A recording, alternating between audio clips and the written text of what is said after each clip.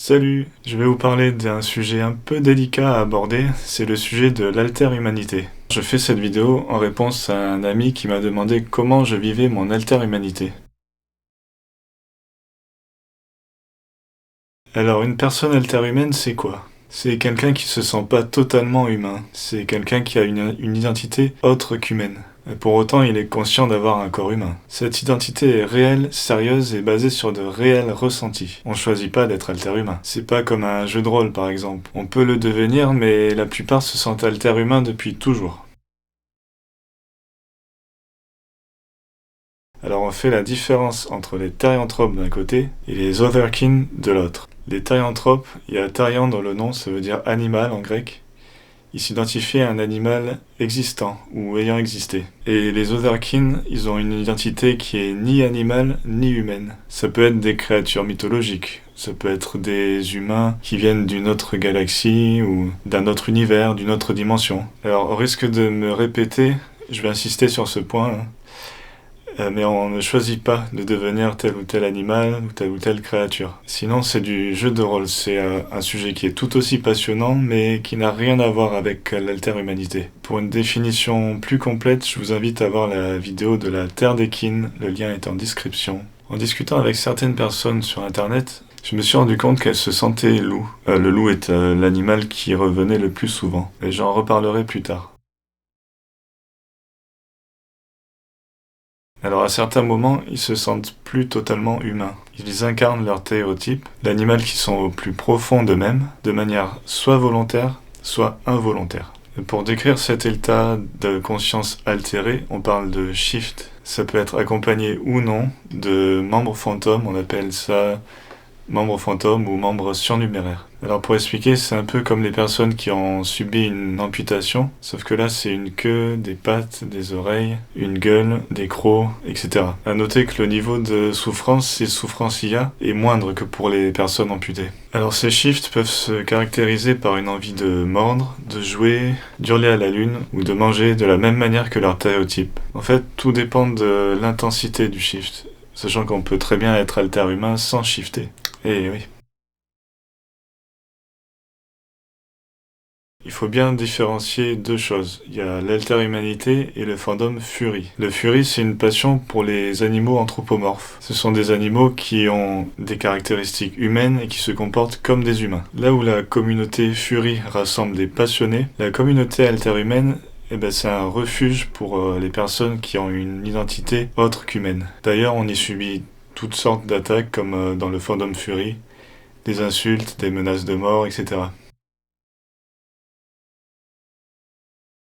Alors maintenant, je vais vous raconter mon expérience en tant que personne alter-humaine. Chacun expérimente l'alter-humanité à sa manière. En ce qui me concerne, je l'ai découverte dans les années 2000, à mon adolescence, en compagnie d'autres personnes therianthropes, des therianthropes loups, que j'ai rencontrés sur Internet. Alors comme de nombreux alter-humains à leur début, j'ai commencé par me sentir loup. J'ai dessiné énormément de loups. J'allais dans des parcs à thème où on pouvait voir cet animal mythique. Je surveillais le programme TV pour voir s'il y aurait pas bientôt un documentaire sur les loups. Je grappillais toutes les infos que je pouvais sur internet, dans les livres. J'étais fasciné par cet animal que je trouvais absolument fabuleux, au point de me demander si j'en étais pas un moi-même, au même titre que les therianthropes que j'avais rencontrés sur le net. Pendant très longtemps, j'ai pensé que derrière mon identité d'humain, banal, classique, se cachait en vérité une identité de loup. Et puis, vers mes 33 ans, j'ai rejoint un serveur Discord ayant pour thème l'alter-humanité. Et je me suis rendu compte que même si l'espèce majoritaire était le loup, ce n'était pas la seule, loin de là. Il y avait aussi tout un tas d'autres espèces, et surtout des mammifères, mais pour moi l'explication est simple, et même très simple. Étant donné que l'être humain est un mammifère, il partage ses racines avec les autres mammifères. Et ouais, je vous avais prévenu, l'explication est simple. Alors dans ce serveur, il y avait aussi des Otherkin. À partir de ce moment-là, j'ai eu une sorte de déclic. J'ai commencé à me demander si mon identité d'alter-humain était bien le Canis lupus. Est-ce que l'animalité que je ressentais en moi était vraiment présente sous les traits du loup et pas d'une autre espèce? J'ai alors commencé à faire des recherches sur d'autres animaux, et en particulier sur des mammifères parce que je me ressentais vraiment pas oiseau ou insecte par exemple. J'ai cherché des infos sur la loutre de rivière, mais plus tard elle s'est révélée être non pas un kin, un thériotype, mais un other-hearted, une espèce avec qui on a des affinités mais qui n'est pas notre identité. J'ai cherché aussi du côté des ours, des binturong, une espèce se rapprochant de l'ours, du chat, avec un petit pourcentage de singes aussi, tant qu'à faire. J'ai cherché du côté de plein d'animaux sauvages, avant de me dire, et si c'était pas un animal sauvage? Et si c'était un animal même plutôt proche de l'homme? Et là, je me suis souvenu que j'aimais bien les rats. Cette espèce malfamée, persécutée, que l'on veut à tout prix exterminer, mais qui joue pourtant un rôle essentiel dans les villes, avec son rôle d'éboueur et de désengorgeur des égouts. Cet animal a une réputation si mauvaise qu'il engendre des phobies. Certaines personnes en ont la phobie, et pourtant il fait rien de mal, il fait qu'essayer de survivre. La peste est transmise par la puce du rat, et non pas par le rat lui-même. Alors en plus d'être le symbole de l'injustice, une injustice que je ressens depuis toujours, c'est un animal intelligent, affectueux lorsqu'il est domestiqué, sociable et que moi je trouve personnellement plutôt esthétique. Et du coup je me suis dit... Et pourquoi pas le rat? Je me suis alors demandé si j'étais légitime à changer d'identité, alors que j'avais passé toutes ces années à clamer haut et fort que j'étais un loup. Il faut savoir que je ressens mon identité comme quelque chose de non figé, quelque chose qui peut prendre l'apparence d'une espèce ou d'une autre. À une époque c'était le loup, maintenant c'est le rat, après ça sera peut-être autre chose. Mais en tout cas, encore une fois, c'est pas un choix conscient. C'est quelque chose qui se révèle à nous. Alors à noter qu'un peu plus tard, je me suis rendu compte que je m'identifiais aussi comme Otherkin, car je m'identifie à une espèce de rat humanoïde de taille humaine qui est présente dans mon propre univers intérieur et qui s'appelle les sectars. Je développerai cette espèce dans une autre vidéo parce que là... Ça fait beaucoup là, non? En ce qui me concerne, je shift très peu. En fait, c'est surtout quand je mange parce que les rats, ils ont tendance à manger avec leurs pattes avant. Donc j'ai tendance à préférer la nourriture qu'on prend avec les mains et tant qu'à faire le fast-food. Je shift aussi quand je suis avec d'autres haltères-humains. Mais c'est quand leur shift se voit, ce qui arrive quasiment jamais. Parce que même quand je suis avec d'autres haltères-humains, ce qui est déjà rare en soi, il faut qu'ils shiftent et que ça se voit. Et ils ont tendance à être très discrets pour pas avoir l'air bizarre. De manière générale, un haltère-humain, il éprouve pas le besoin de se montrer et de montrer des comportements qui auraient l'air bizarres, ça n'a aucun sens. Alors mes shifts sont très liés à la nourriture. Et pour moi, il y a une explication simple et rationnelle. Rationnelle, si on peut dire, c'est que les rats, en fait, ils ont un système digestif qui les oblige quasiment à avoir de la nourriture en permanence dans leur estomac. Sinon, le transit se passe mal. Du coup, ils ont tendance à chercher de la nourriture en permanence. Alors évidemment, c'est pas mon cas. Je sais que mon corps reste humain et que si je fais ça,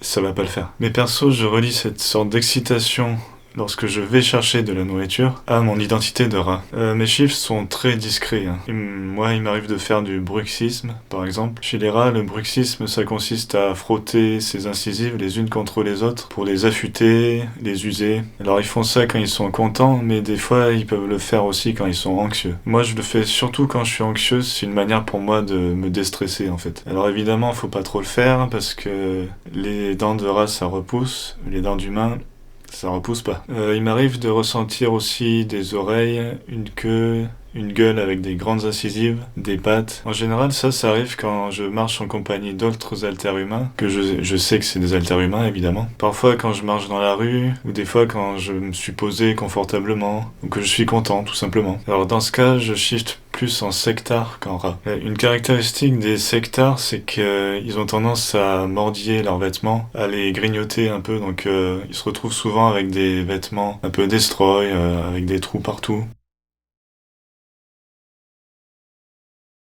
Donc pour ça, ouais, moi j'aime bien me... Ouais. Donc pour ça, moi j'aime bien me promener avec des vêtements un peu destroy, un peu troués comme on peut le voir là. Voilà, là, par exemple, c'est le chat de la coloc qui m'a fait ça. Et je porte pas de gear comme la plupart des jeunes tarians le font. À tort ou à raison, ça c'est pas à moi d'en juger. Mais par contre, pour me rappeler mon identité de rat, j'ai un petit pendentif. Alors j'ai plus le retour vidéo parce que mon portable a plus de batterie. Mais j'espère que la mise au point se fait à peu près...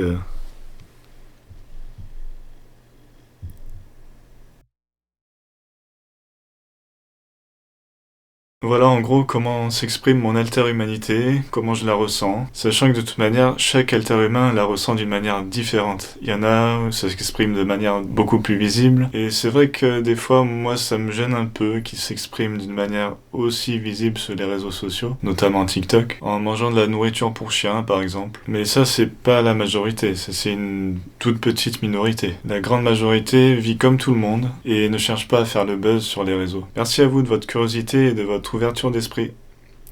À bientôt.